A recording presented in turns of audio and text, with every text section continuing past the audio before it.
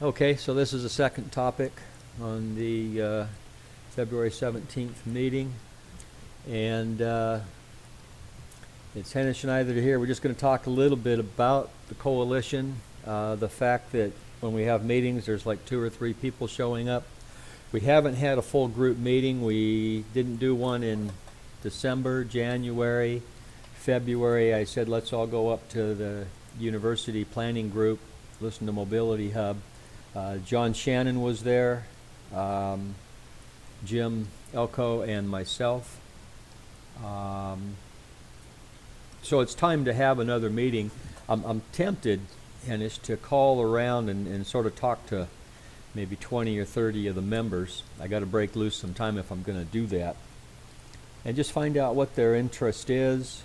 What would interest them into coming? Is once a month too much? Would a quarterly informational meeting be better? A sharing meeting? When I created the Facebook or the website, which I'll bring up here. Just a minute, I got to clear the drawings. San Diego Coastal Coalition. When I created this website, I did it using Google Docs, so people could go in and maintain these documents themselves and add their organizations and put things on a calendar that is shared, list their community events and things like that. And really nobody has stepped up to want to get involved at that level.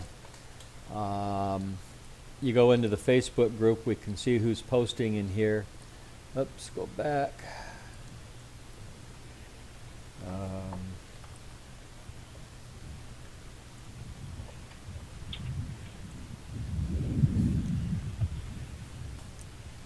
So, a lot of these articles show that they're being seen by 12, here 17, 16 people.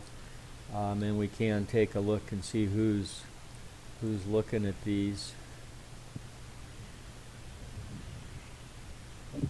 Yeah. Rebecca Schwartz, so I don't see a lot of distribution. Gary, I don't know who else is from Mission Beach. But it's basically, I think, you, myself, Jim, a little bit, that's posting in here, So I don't see an initiative to step up and help share information. Here's one that Paula put in. So there's just a few of us that are doing that, and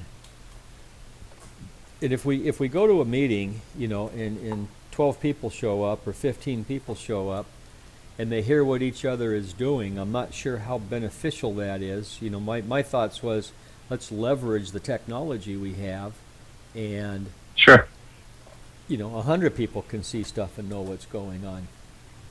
I do know that some efforts, people will go from group to group to group to group, making their presentation, what I want to say here, go after the interest they need from the different organizations and work the issues. If that's happening anyhow, is there a need for the coalition? And is that why we don't have the attendance?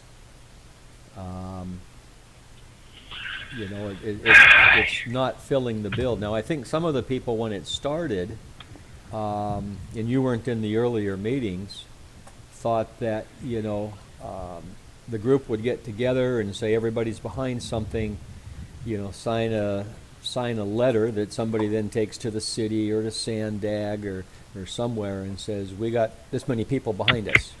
Here we are. You got to listen to us now because it's a bigger issue. It's coastal wide. It's not just PB wide or Mission Beach wide. Right. But I find very little interest in anybody want to help Gary with the fly problems and the second trash pickup. Gary himself said that they're not too concerned in Mission Beach about De Anza in Rewild Mission Bay, because that's sort of remote from Mission Beach. So we got a couple of issues. We got a couple of big issues like homelessness. short-term vacation rentals, housing density, Mm-hmm. transportation planning, and those issues are all citywide or even countywide and nationwide. So I'm not sure, I don't see putting the energy in myself to try to tackle something, at the coastal region that needs to be worked at a higher level, at the city level. The other items I think that we share is the feeling that you work with people in the city, you have the meetings, you hear promises, and then you feel like it's not listened to and nothing happens, or decisions are Yep. made that go the other direction. And Yeah, so, and the community planning groups with like Uptown, with their community plan update that was rejected by the city, and the city just came out with their own. Just prime example. Who knows how many dozens or hundreds of hours that community spent on that community plan, only to have it shut down entirely by the planning department without any feedback or opportunity to revise. Right? yeah, and so I could see pulling together the groups and saying, okay, let's tackle the relationship with the city. We want everybody to pull together your examples over the last 2 years, and let's make a presentation out of this, and then let's get the council members that represent the districts here along the coast together, get the mayor in here, get some of the planners in here, and hold a 1 or 2 hour meeting with them and say, hey, how can we improve the relationship between planning groups, town councils, and city organizations? What are the issues? And Yeah. it would take some work, but it's going to take some people to sort of step up to that challenge. Yep. Well, So, I know. Yeah. so those are the issues I see. Another common one, I think, is which the sustainability group sounds like they're addressing, which is town councils, planning groups, Discover, and Beautiful type groups, all are looking for ways to get funding to do the things they'd like to do in their community. And so it sounds like Sustainability Matters is actually taking the ball on that and running with it. Yeah. I mean, just because they want to push the eco district agenda, which, like I said, she pushed out in Portland, and has had a huge impact there. Right. I mean, they've got a pretty decent public transit system, good density along it, people that take public transportation or ride bikes, and all those things that are working out well. Yeah. So, in a way that's, we could put out sort of a newsletter that actually gets emailed to members of the various planning groups and town councils, so that they're not just having to click on this video and listen to things, but it actually, lands right on their desk, right in their inbox. It just gives you Right. the highlights about what's going on. But when I go there, I think, well, I don't have the time to do it for free. Right. And wouldn't that better fit if we could get one of the papers, the local papers, to help support collecting that information? And once a month they put it, it goes out in the Mission Beach, the Bay Impress, the one from Claremont, and these different neighborhoods, the La Jolla News, that says, hey, here's collectively what's going on across the coastal communities. So Yeah. or it could be somebody like Sustainability Matters, that wants to pick up and sort of oversee these issues, because I think everyone, the homelessness, the transportation, the density, funding, they do impact all of the coastal communities. Short-term vacation rental issues, relationships with the cities, and they're a profit organization. Are they a profit organization or a nonprofit? They probably are a nonprofit, but it seems like they're a consulting group, where they do consulting for, what does it say? serve a wide range of clients, communities, business developers, government agencies. Yeah, so yeah, you'd still have to find the funding for them to, sort of pick up and run with something like the coalition, where they sort of lead that. The group that meets on Fridays over there across from the library at the St. Andrews? church? Yeah. Yeah. I'm trying to remember what they're called. It's a similar thing. It's like a coalition of the groups inside of Pacific Beach. Yeah, the homeless outreach group. No, it's not that. I'm not sure if I could find it here quick enough, but I think that's being headed up by a consulting firm as well. That's working with the various groups. So I'll have to look at that. But it's like we need to find how this can run and be funded. So that members of the community that are making money in the consulting, the architects, the designers, get them involved to carry some of the load of making things happen, doing the coordination. And sharing the information, yeah. Yeah, so anyhow, those are some of my thoughts. But right now, the way the Coastal Coalition goes, I can't justify my time, for 2 or 3 people getting together. Right. So, and the other thing is, we're just not, people see it. I see people see it. Nobody's like hitting likes or anything like that. So, the Facebook page isn't really taking off as something that appears to be an effort either. Another thing that you might know more about, you probably do know more about than I do, is the Clean and Safe program that started here in Pacific Beach. I know it's downtown. At the meeting in La Jolla, the town council there, when it was either Stacy Spector or Deacon Vargas mentioned the Clean and Safe program in PB, the crowd was clamoring for more information. Tell me more. How did they get it started? What is it doing? How's it working out? And so that's another program that I could see sweeping across the different communities.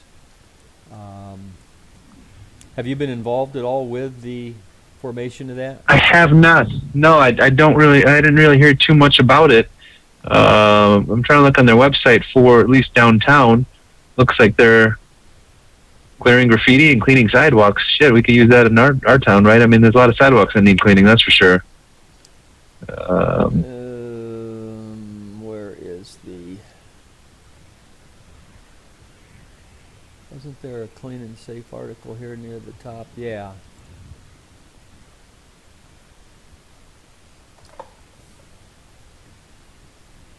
Yeah, so this went out through the town council, not the planning group. Street Guardians, interesting. See, this is the homeless group. The Street Guardians is. Yeah, and what they're doing is they're looking. They have a program where I'm not sure if it's on the Street Guardians, but you can actually, here it is. So you can actually hire them, and they use they bring in the homeless. They make sure they're qualified. They do their background checks, and so you can hire them to do some of these repairs around your house. So yeah, they're trying to create jobs, as well. Yeah. And I'm assuming they also got these cleanup programs, and I think it would be great to promote the cleanup programs between homeless that are out there and citizens. So they start interacting with people that are on their feet and start to develop some self-confidence, and the citizens can learn who the homeless are that are volunteering for these things and trying to take a step up in life. So yeah, well, they're not exactly volunteering, right? This says rates begin at $40 an hour. That's a pretty fair wage. Yeah, And I don't know how much of that is going into the administration of the program. Sure, of course. But if we go back to the clean and safe, I think that another aspect of this is, scraping gum off the sidewalk type of stuff. Right. On the clean side of it. So yeah, I'd like to learn more about it myself and, figure out how to get more citizens involved on cleanup activities and things like that, and get all the, help the homeless out at the same time. Help solve the problem. Yeah. Right. Yeah, and then I forgot another thing that's been going around email a lot recently is the issues with the crime in PB. Now we're the second highest crime in San Diego. And I might have mentioned it to you a while ago. I did a ride along with the police. Yeah, you were telling me about that. Yeah, and it was really effective. I mean, but what happens is that almost every night that they're out there, it's just a bunch of drunk fights from people from out of town that come in and want to act macho and get in a fight with someone.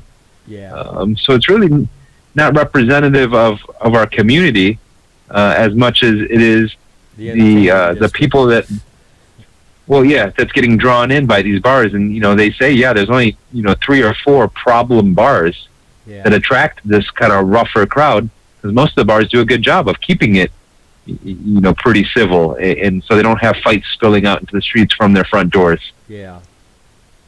And so that, that hurts our stats, because, 130 of the violent crimes are just fights from drunk people.